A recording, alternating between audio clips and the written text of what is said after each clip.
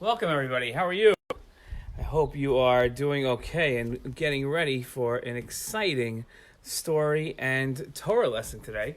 And it's a cold day here in Mitzvah Yericho. Remember, we talked about it yesterday where I live, and it's a bit cold today, but it's okay.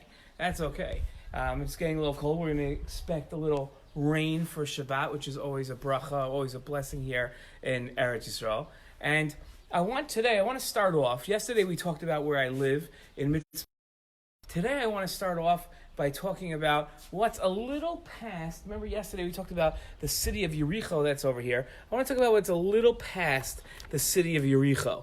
And a little past, if you look all the way out there, there's a valley. A valley, in Hebrew the word for valley is emek.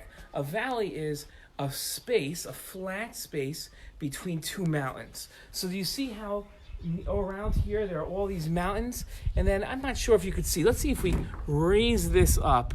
You could see all the way in the background there's a flat area.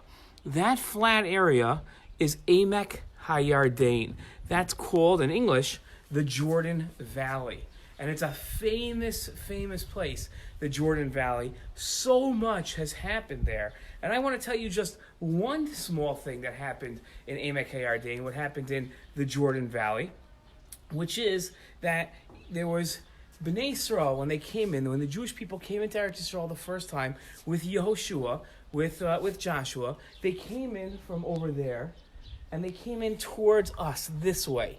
And they walked this way towards us. That's exactly what happened. And when they came to the border of Eretz Yisrael, right at the entrance to Eretz Yisrael, there were 12 tribes. There were 12 Shvatim.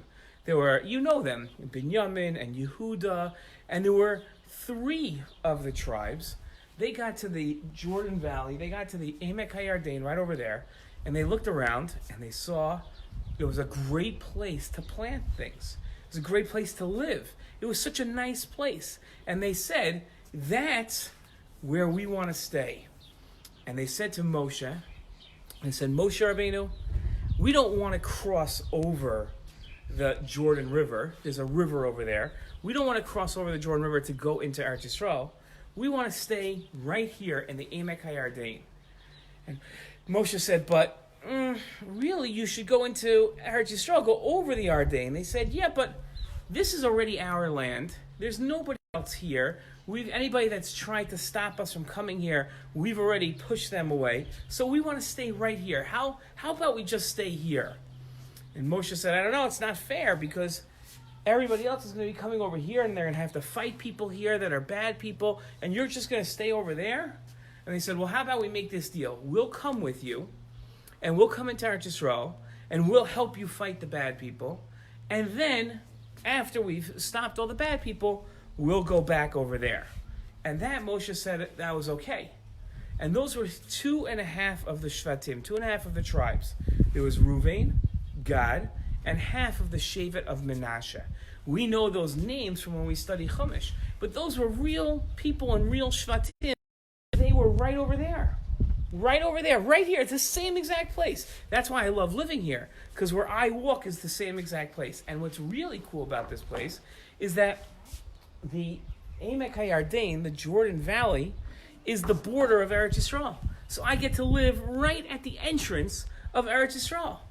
It's like living at the front door of Israel. A lot of people think the front door of Israel is the airport, but it's not true. It's right over here. This is the east side, the Mizrach side, of Emek HaYarden, of Eretz Yisrael, of the beginning of Eretz Yisrael. Now, it's a really interesting place to live, and I'm really happy that I live right here. And today, it's always in the news because we might make this part of Eretz Yisrael, this Medinat Yisrael, the state of Israel, and that's going to be hopefully very exciting. Okay, that's enough of where I live today. Let's do something else now. Let's tell a great story.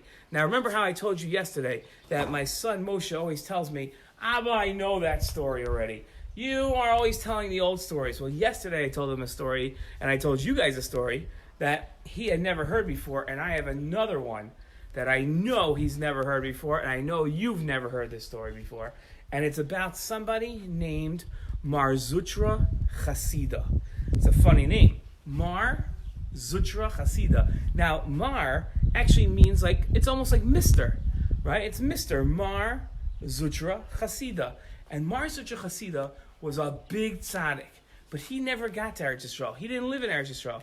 He lived all the way over there, past the mountains, past, far away, in a place called Bavel, which today is Iraq. That's where he lived. And he was the head of the Jewish people at the time over there. Now, not only was he the head of the Jewish people, but he taught a ton of Torah. He taught Torah to everybody. But here's the strange thing. It's so strange. We know Rabbi Akiva taught a lot of Torah. We've talked about Rabbi Akiva. We talked about Rabbi Yossi. He taught a lot of Torah. Rishon Bar Yochai taught a lot of Torah. Moshe Rabbeinu taught a lot of Torah. All of these people taught a lot of Torah. And we have this lessons that they taught, we have in our Sfarim today. We have that. If you have Sfarim at home, they're in there. If there's Sfarim in Shul, they're in there. If there's Sfarim in your school, they're in there. In the Beit Midrash, all of those lessons are there. We have what they taught. But when it comes to Mar Zutra Chasida, we don't have anything that he taught. All we know is that he's a huge tzaddik, a big tzaddik, and that he was the head of the Jewish people in a place called Bavel. So that is what we know about him. Okay, now this story is about Mar Zutra Chasida. This is all about him and the big tzaddik. And Mar Zutra Chasida once went on a trip. I'll tell you what, guys, here's the amazing thing. It's starting to rain a little. Let's hope that the rain will hold off for just a couple minutes until we're done with our story and our lessons, and then we can go inside. Okay. Mar Zutra Chasida used to go on trips with his Talmidim, with his students.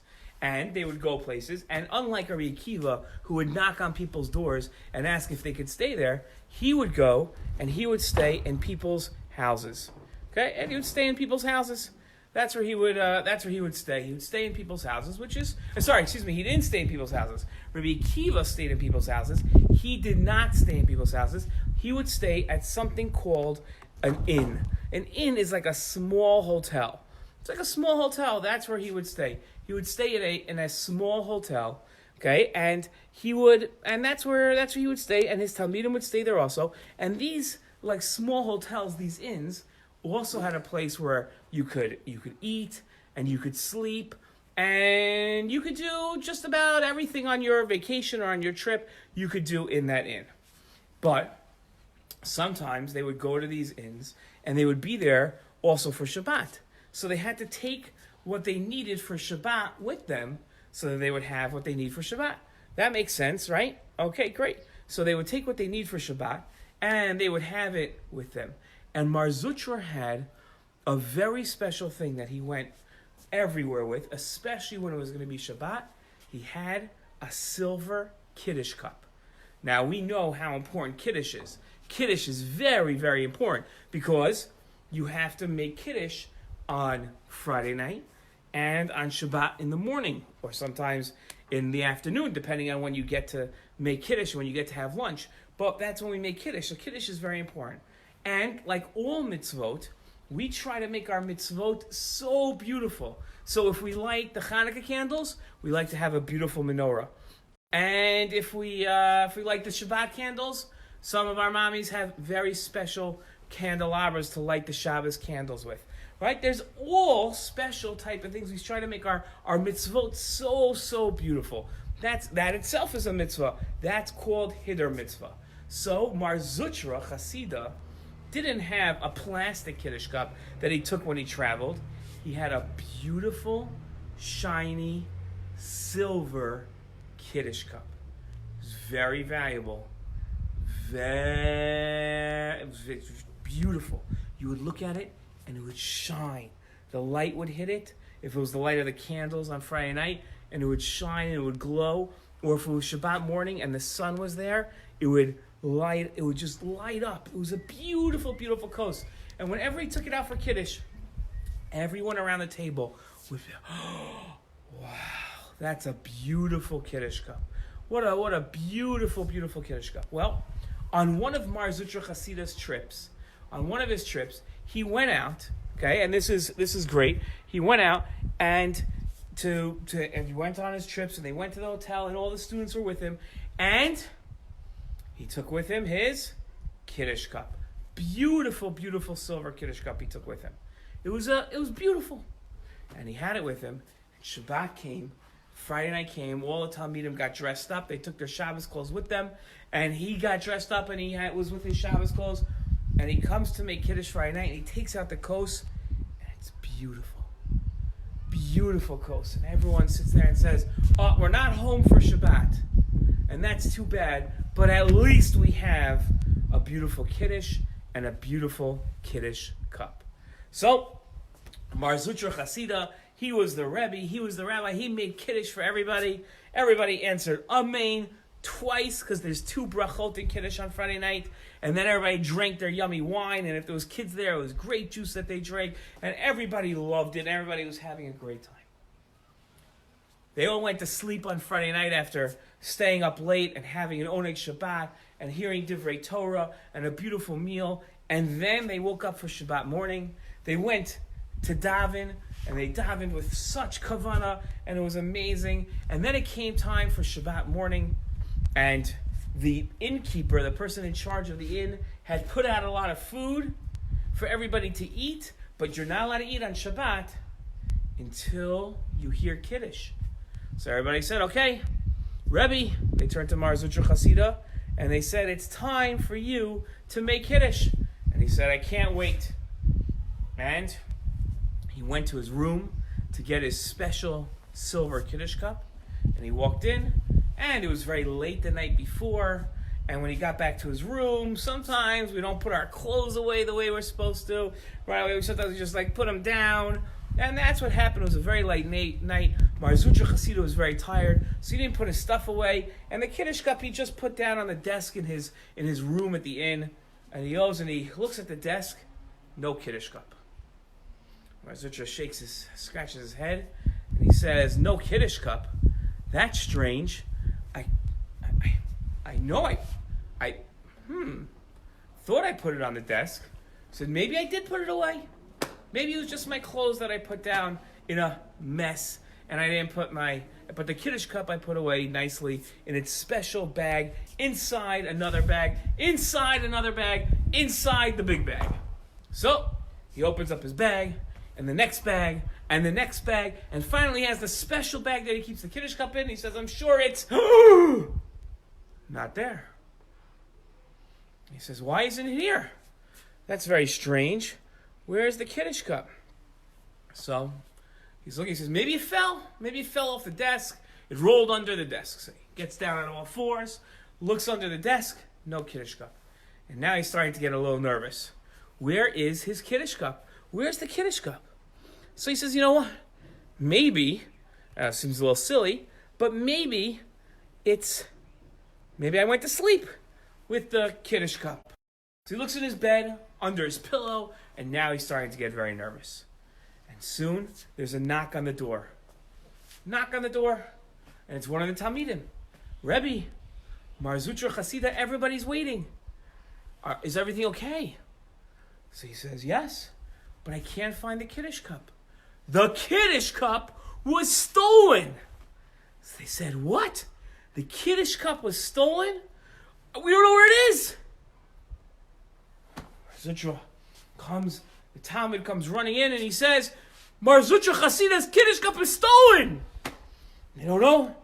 Now here's the thing. The innkeeper said, well, I've had the front door of the inn locked the whole night. There's no way anybody could have come in. Which means, he said, one of us is the thief.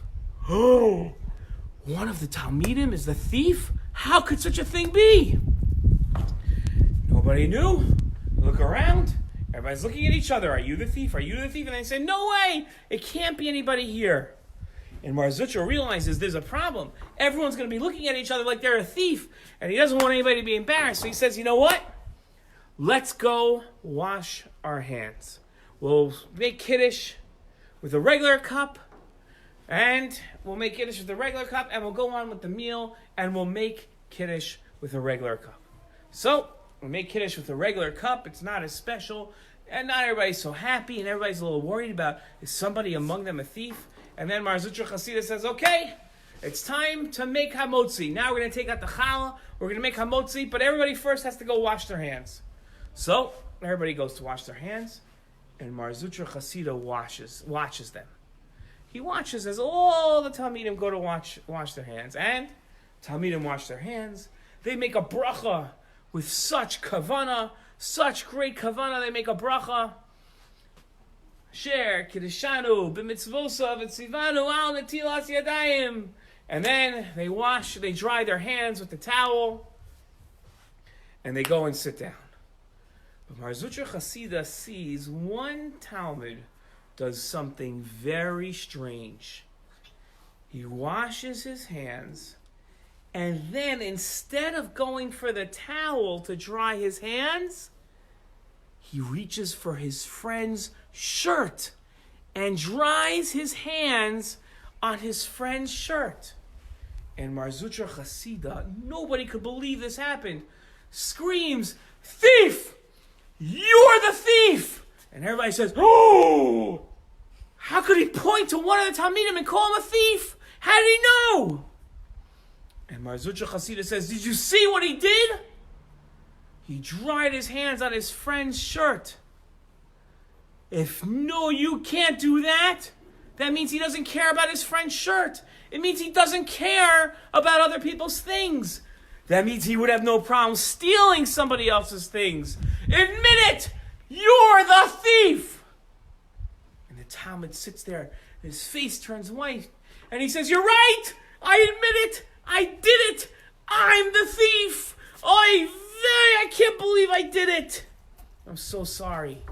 And the Talmidim are shocked, and the innkeeper is shocked. There's not a sound in the room. Nothing. Everyone's silent. Mostly because they just washed their hands. But they were silent anyway. And the Talmud goes to his room, and he gets the kos, and he brings it back, and he begs his Rebbe. He says, "I'm so sorry. I'm so sorry." And Mar Zutra forgave him. But it's a very important lesson that we learn from this story. We have to care about our things just as much, or care about other people's things just as much as we care about our things. Uh-oh, guys. It's really starting to rain. So, I had all these special things, but I think we're going to have to end a little early today. But here's the lesson. The lesson that we have is that we have to be very careful with our things, with other people's things, as much as our things. Guys, it's raining a lot, which is a big bracha in Eretz Yisrael, but it also means we have to cut short our time. I'm so sorry, guys. Have a good Shabbat, and we'll be back on Yom Rishon on Sunday. Shabbat Shalom, everybody. Bye-bye. Shalom.